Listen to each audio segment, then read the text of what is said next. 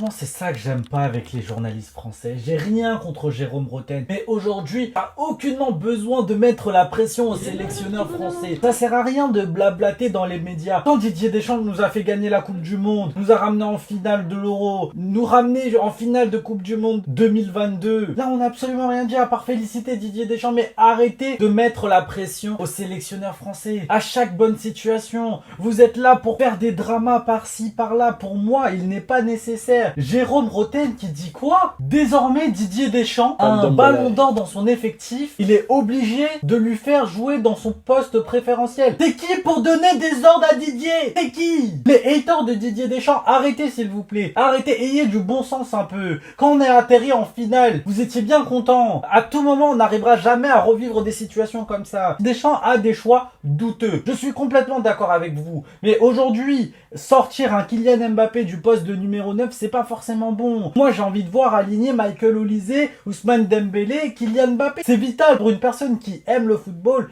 Il aimerait voir tous ces joueurs sur le terrain. Ça veut dire quoi? Ça veut dire que tu dis de demander de dégager Kylian Mbappé ou le faire jouer sur le côté gauche, ou ça fait un bail qui ne joue plus là-bas. Arrêtez, Jérôme Rotten. Ils sont là pour faire des dramas et ça, j'aime pas. J'aime pas. Pourquoi vous faites ça? À part avoir des conflits d'intérêts en France avec le Paris Saint-Germain, avec le Real Madrid, ça sert à quoi? Donnez-moi une raison concrète. Donc là, oui, Ousmane Dembélé est ballon d'or. Oui, Didier Deschamps sait que Ousmane Dembélé peut être potentiellement très très fort en faux numéro 9. Et c'est pas habituel. Le jeu de Luis Enrique et le jeu de Didier Deschamps est extrêmement différent. Ousmane Dembélé, son poste de numéro 9, il est très très intéressant parce qu'il y a un pressing constant. En équipe de France, c'est pas ça. Il y a une construction de jeu pour aller marquer un but. Je pense que chaque personne qui regarde le football, qui aime le football, sait ce que je viens de dire, trouve ça logique de ce que je viens de dire. Et ce que je comprends pas, c'est comment un journaliste ultra qualifié, un ancien joueur de football, Jérôme Rotten, peut aller dire des choses comme ça envers le sélectionneur de l'équipe de France. Il sait qu'il va forcément partir. Il sait